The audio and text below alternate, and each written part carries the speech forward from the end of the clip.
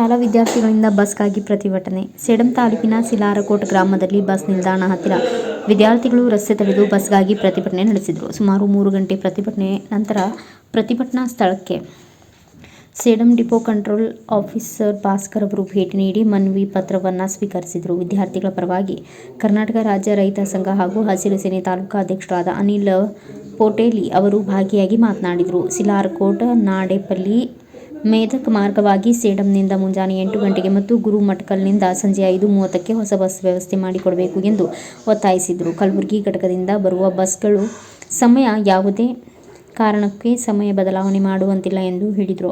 ಕಲಬುರಗಿ ಬಸ್ಗೆ ಸುಮಾರು 100ಕ್ಕಿಂತ ಹೆಚ್ಚು ಜನ ವಿದ್ಯಾರ್ಥಿಗಳು ಇದ್ದುದರಿಂದ ಈ ಹೊಸ ಬಸ್ಗಳ ವ್ಯವಸ್ಥೆಗಾಗಿ ಪ್ರತಿಭಟನೆ ಮಾಡಲಾಗುತ್ತಿದೆ ಎಂದು ವಿದ್ಯಾರ್ಥಿಗಳು ಎಚ್ಚರಿಕೆ ನೀಡಿ ಮನವಿ ಪತ್ರ ಸಲ್ಲಿಸಿದರು.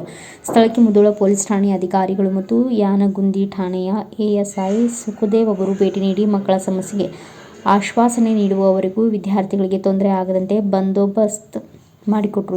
ಎಷ್ಟು ದಿನ ಆಯ್ತು ಇದು ಬಸ್ಸಿನ ಸಮಸ್ಯೆಗೆ ನಿಮಗೆ? ಇಲ್ಲಿಗೆ ಒಂದು ತಿಂಗಳಾಯ್ತ್ರಿ ಸ್ಟ್ರೈಕ್ ಮಾಡ್ಲತ್ತೀವಿ. ವಾರ ಅನ್ಲತ್ತಾರ, ವಾರಾಗ ಮತ್ತೆ ಸ್ಟ್ರೈಕ್ ಮಾಡಿದ್ರೆ ವಾರ ತನ ನೋಡ್ಲತ್ತೀವಿ. ಆದ್ರೆ ಬಸ್ ಬರಲ್ಲ ಅಂತದ್ರಿ. ಮತ್ತೆ ವಾರಾಗ್ನು ಮಾಡಿದ್ರೆ ಮತ್ತೆ ಬರಲ್ಲ ಅಂತದ್ರಿ. ಆದ್ರೆ ಇವತ್ತು ವಾರ ನಾವ್ ಅದೆಲ್ಲ ಕೇಳಲ್ಲ. ಇವತ್ತು ನಾಳೆ ಬಸ್ ಬರ್ಲೇಬೇಕು. ನಾವ್ ಬರೋ ತನ ಇಲ್ಲೇ ಇರ್ತೀವಿ, ಸ್ಟ್ರೈಕ್ ಮಾಡೇ ಮಾಡ್ತೀವಿ.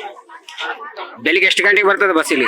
9 ಆತದ್ರಿ. ದಿನ 9, 8ವರೆಗೆ ಬರೋ ಬಸ್ 9 ಆತದ್ರಿ. ನಾವ್ ಹೋಗೋಷ್ಟಿಗೆ ಒಂದು ಕ್ಲಾಸ್ ಮುಗಿತಾದ್ರಿ 10 ಆತದ್ರಿ, 10:15 ಆತದ್ರಿ. ಅಷ್ಟು ತನ ನಾವು ಕ್ಲಾಸ್ ಪ್ರೈವೇಟ್ ಸ್ಕೂಲಿಗೆ ಹೋಗ್ತಾರ 10ನೇ ಕ್ಲಾಸ್ ಆರ. ಈಗ ಅವ್ರೆಲ್ಲರೂ ಕ್ಲಾಸ್ ಮಿಸ್ ಆಗ್ತಾವ್ರಿ. ಅವ್ರು ಹೆಂಗ್ ಹೋಗ್ಬೇಕು, ಹೆಂಗ್ ಮಾಡ್ಬೇಕು? ದಿನ 20 ಜನ ಇಲ್ಲೇ ಉರಿತಾರ. ಬಸ್ಸಿಗೆ ಆಟೋಗಿ ಬರ್ತಾರ. ಅವ್ರೆಲ್ಲರೂ ದಿನ ಬಸ್ ಹಾಕಿದೆ ಗೌರ್ಮೆಂಟ್ ಬಸ್. ಅವ್ರಿಗೆ ರೊಕ್ಕ ಕಟ್ಟಿ, ಆಟೋವ್ರಿಗೆ ರೊಕ್ಕ ಕಟ್ಟಿ ಅವ್ರಿಗೆ ಹೋಗೋ ಅಷ್ಟೇ ಜನ. ಎಷ್ಟು ಜನ ಇಲ್ಲೇ ಉಳಿತಾರ, ದಿನ ಉಳಿತಾರ. ಒಂದು ದಿನ ಆದ್ರೆ ನಡೀತದ. ಬಸ್ ತುಂಬುವಾಗ ಹೆಚ್ಚಿಗೆ ಆಗ್ತಾರ ಜನ.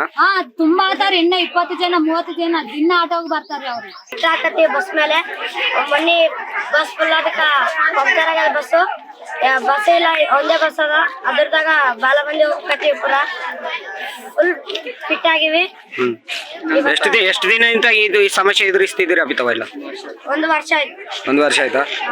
ಎಲ್ಲಿ ಹೊಡೆದೋಗಿತ್ತು? ಎಷ್ಟು ಸಾರಿ ಹೊಡೆದೋಗಿತ್ತು? ಟೈರ್ ಹೊಡೆದೋಗಿತ್ತು ಅಂತ?